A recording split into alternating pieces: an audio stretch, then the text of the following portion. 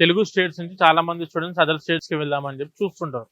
కానీ మనము other states కి వచ్చేటప్పుడు మెయిన్ గా చూసుకోవాల్సింది the first thing is transportation ఇబ్బంది అవ్వద్దు, and the second thing is quality of education maintain చేస్తున్న యూనివర్సిటీ ఏది అంటే. ఒకటి, అన్ని యూనివర్సిటీలు బాగున్నాయి అని చెప్పి ఆబ్వియస్ గా మార్కెటింగ్ చేసేటప్పుడు అందరూ చెప్తారు, కానీ proof, what is the proof అంటే ఒకటే నేను చెప్పేది, మన గవర్నమెంట్ ఆఫ్ ఇండియా ద్వారా మినిస్ట్రీ ఆఫ్ ఎడ్యుకేషన్ ద్వారా గుర్తింపు పొందిన యూనివర్సిటీ, అది కూడా national assessment and accreditation council ద్వారా గవర్నమెంట్ ఆఫ్ ఇండియా ద్వారా A+ యూనివర్సిటీ అంటే మన ఇండియాలో టైర్ 1 యూనివర్సిటీ అని అఫీషియల్ గవర్నమెంట్ ఇచ్చిన గుర్తింపే A+.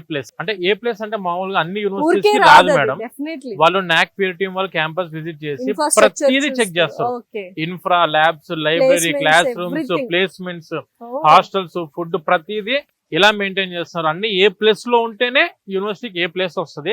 సో మన స్టూడెంట్స్ కూడా ఇప్పుడు మీరు చూస్తుంటారు, very lush green campus, number 1 university madam. అసలు ఒక స్టూడెంట్ లైఫ్ ని ఒక రేంజ్ లో ఎంజాయ్ చేస్తున్నారు. వైబ్ ఉంటది మేడం, డెఫినెట్లీ స్టూడెంట్ వైబ్ కనిపిస్తుంది మనకు లోపల రాగానే. డెఫినెట్లీ. అయితే మనకు లొకేషన్ కూడా వెరీ ప్రైమ్ లొకేషన్.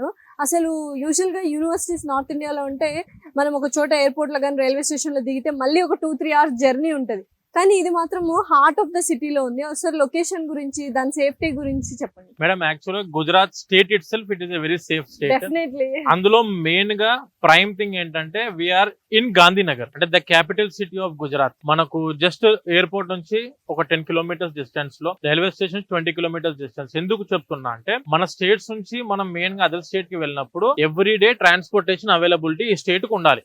అలానే మనకు హైదరాబాద్ నుంచి కానీ, విజయవాడ నుంచి కానీ, వైజాగ్ నుంచి ఆర్ తిరుపతి నుంచి ఎవ్రీ డే మనకు ట్రాన్స్పోర్టేషన్ అంటే ట్రైన్స్ కానివ్వండి, హైదరాబాద్ అయితే బస్సెస్ కూడా అవైలబుల్ ఉన్నాయి హైదరాబాద్ నుంచి అయితే, అండ్ ఫ్లైట్స్ అయితే డైలీ ఒక 5-6 ఫ్లైట్లు ఉన్నాయి మేడం. అంటే స్టూడెంట్ కి ఎప్పుడు రావాలన్నా, ఎప్పుడు వెళ్ళాలన్నా ఇబ్బంది అవ్వకుండా ఉన్న ప్లేస్ ఇది. అండ్ ఎయిర్పోర్ట్ లో దిగామా ఓలా, ఊబర్, ర్యాపిడో, లోపల యూనివర్సిటీలో ఉన్నామా స్విగ్గీ, జొమాటో, ఇవన్నీ కూడా ఇన్ సిటీ కాబట్టి, in city. And the one more thing ఏంటంటే నేను చెప్పాలనుకునేది, ఎవరైనా ఒకసారి రిపీట్ చేస్తున్నా మళ్ళీ, క్వాలిటీ ప్రొఫెసర్స్ అంటే కొంచెం ఎక్స్పీరియన్స్డ్ ఫ్యాకల్టీ ఎవరన్నా ఒక యూనివర్సిటీకి వెళ్దాం అనుకుంటే ద ఫస్ట్ థింగ్ వాళ్ళు చూసేది ఎలాంటి యూనివర్సిటీ, అది ఎక్కడుంది, వాళ్ళు ఇవి రెండే చూస్తారు. మనకు స్టేట్ సిటీ నుంచి దాటి ఒక 2-3 గంటలు జర్నీ చేసి రూరల్ ఏరియాలో ఉండాలి అంటే మంచి ప్రొఫెసర్స్ అయితే అక్కడ రారు మేడం.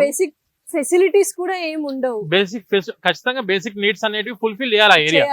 మన చుట్టుపక్కల వెరీ నియర్ బై హాస్పిటల్స్ ఉన్నాయి. మీకు ఓవరాల్ గా ఒక 3 kilometer distance, just 3 kilometers distance లో ఇన్ఫో సిటీ ఉంది. ఇన్ఫో సిటీ అంటే నథింగ్ బట్ మన మైండ్ స్పేస్ లాగా, హైదరాబాద్ లో మైండ్ స్పేస్ లాగా మనకి ఇక్కడ ఇన్ఫో సిటీ ఉంది. బీటెక్ ఈ రోజులో చదవాలంటే ప్రాక్టికల్ ఎక్స్పోజర్ ఖచ్చితంగా కావాలి, ఇండస్ట్రీ ఎక్స్పోజర్ ఖచ్చితంగా కావాలి. ఇవి రెండు మనకి ఇన్ఫో సిటీ అండ్ గిఫ్ట్ సిటీలో అందుబాటులో ఉన్నాయి. ఇంటర్న్షిప్స్ కి కానివ్వండి, ఫీల్డ్ ట్రిప్స్ కానీ మన స్టూడెంట్స్ ఎప్పటికప్పుడు అక్కడికి వెళ్ళి కొత్త అడ్వాన్స్డ్ టెక్నిక్స్ ని ఎవ్రీడే ఆబ్వియస్ గా ర్యాపిడ్ గా బాగా తొందరగా డెవలప్ అయిపోతుంది మేడం. ఆర్టిఫిషియల్ ఇంటెలిజెన్స్ ఫ్యూచర్ అంతా అదే కదా మేడం. సో అందులో మనకు డైలీ ఇంత ర్యాపిడ్ డెవలప్మెంట్ ఉంటుంది కాబట్టి దానికి తగ్గట్టుగా మనం ఉండాలి అనుకుంటే ఇలాంటి యూనివర్సిటీకి వస్తే ఇండస్ట్రీ ఎక్స్పోజర్ అనేది స్టూడెంట్ కి ఎక్కువ ఉంటుంది. సో అందుకే బేసిక్ గా ప్రతి స్టూడెంట్ అదర్ స్టేట్స్ కి వెళ్ళి మనము బీటెక్ చదువుకుందాం అనుకుంటే please choose for a campus in city. సిటీలో ఉన్న క్యాంపస్ చూస్ చేసుకోవాలి. అండ్ ఇండస్ట్రీ చుట్టుపక్కల అంటే సాఫ్ట్వేర్ కంపెనీస్ ఉన్నాయి అయితే మనకి ఇండస్ట్రీ ఎక్స్పోజర్ కూడా పెరిగిద్ది, ప్రాక్టికల్ ఎక్స్పోజర్ పెరిగిద్ది. అండ్ ద రెండో పాయింట్ ఏంటంటే, ఒకప్పుడు మనం ఒక 5-10 years బ్యాక్ బీటెక్ చదువుకున్న తర్వాత కోచింగ్ ల కోసం అమీర్పేట్ కి వెళ్లే వాళ్ళు అందరు స్టూడెంట్స్ స్కిల్స్ నేర్చుకోవడానికి. కావాలి కాబట్టి ఈ రోజుల్లో మనం చదువుకుంటున్న ఈ 4 years లోనే స్కిల్స్ నేర్చుకోవాలి. అప్పుడే మనకు ఎంత మంచి కంపెనీ అయినా ఇమీడియట్ గా జాబ్ ప్లేస్మెంట్ చేసుకోవడానికి ముందుకు వస్తారు. ఏమి లేదు స్కిల్ నేను తర్వాత నేర్చుకుంటే చదువుకున్న నామకే వాస్తే అంటే మాత్రము ఈ రోజుల్లో అయ్యే పరిస్థితి కాదు మేడం.